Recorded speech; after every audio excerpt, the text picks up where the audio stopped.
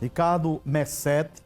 E o assunto do nosso escritório do Tribuna de hoje é exatamente com base no que o Washington Luiz trouxe. Doutor, a reforma tributária agora chega na fase de ser regulamentada, vai ser destrinchada agora todos os detalhes que o Congresso aprova o grosso, e aí os detalhes do que vai ser na prática, na nossa vida, o governo trata de regulamentar. E um desses itens é a questão de redução ou zerar impostos de produtos dos itens da cesta básica. Explica pra gente em que isso interfere na vida do cidadão comum que está nos assistindo agora. Bom dia. O governo apresentou uma proposta de regulamentação da reforma tributária e trazia produtos da cesta básica com alíquota de 0% dos tributos, do IBS e do CBS, sem impostos. Entre eles estava arroz, feijão, farinha, esses mais básicos. Quando foi para o Congresso, quando foi para a Câmara dos Deputados, a Câmara colocou nesses produtos da cesta básica as proteínas, as carnes bovinas e peixes, sem fazer qualquer distinção entre tipos de cortes, tipos de peixe. Todos foram ingressos na cesta básica com essa alíquota de 0%. Certo. E isso começou a ter uma grande discussão, que o projeto agora está no Senado, porque diriam que teria que ser feita uma distinção do tipo de corte ou tipo de peixe. Ou seja, mais uma vez, fizeram isso sobre o argumento de que, você zerar o filé mignon, a picanha, você não está beneficiando quem tem uma menor poder aquisitivo. Menor. Mas da mesma forma, se você não o faz, você está dificultando ainda mais que quem tem um menor poder aquisitivo de ter acesso a esses cortes, vamos falar entre aspas, mais nobres. Então, também é um preconceito.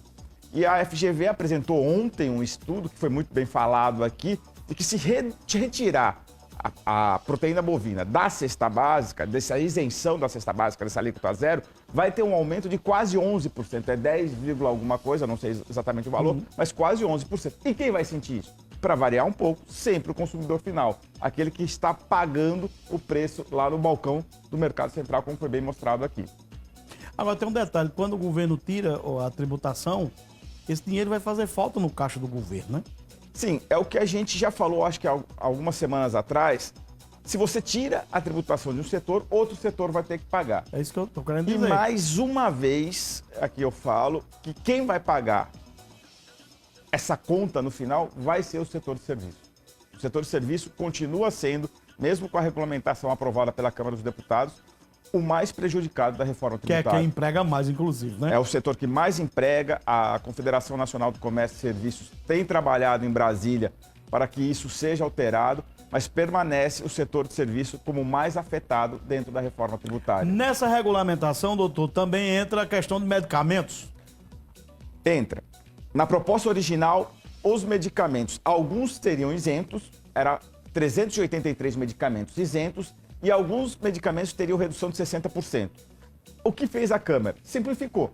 Manteve a redução de 0% desses 383 medicamentos, paracetamol, antialérgicos, produtos de higiene pessoal, higiene menstrual, e todos os medicamentos aprovados pela Anvisa vão ter a redução de 60%. Então, para o consumidor, isso acabou sendo um ponto positivo. Não vai estar mais limitada a uma lista de medicamentos. Todos os medicamentos que não estão na isenção terão a redução de 60%. O senhor acha que essa estratégia de zerar a tributação na cesta básica, zera a tributação nessa lista de medicamentos que são os mais usuais e 60% em outros que são aprovados pela Anvisa, foi uma forma do governo compensar o que já é bem claro que é o aumento da carga tributária após a aprovação da reforma? O governo pretendeu fazer uma política populista, mas eu acho que ele atingiu o objetivo, porque realmente nós precisamos ter acesso ou dar acesso aos medicamentos a quem tem mais necessidade. Mas como eu disse, eles fizeram isso, mas por outra parte jogaram essa conta em outros setores da economia. Eu acho que visaram dar ao consumidor, principalmente aqueles de mais baixa renda, um acesso, o que é positivo, mas em contrapartida acabaram onerando demasiadamente outros setores da economia. Quando é que nós vamos começar a sentir isso na prática? Bom, a reforma tributária tem um período de transição. Ela começa agora em 2026 e vai até 2033, para todo mundo ir se adequando.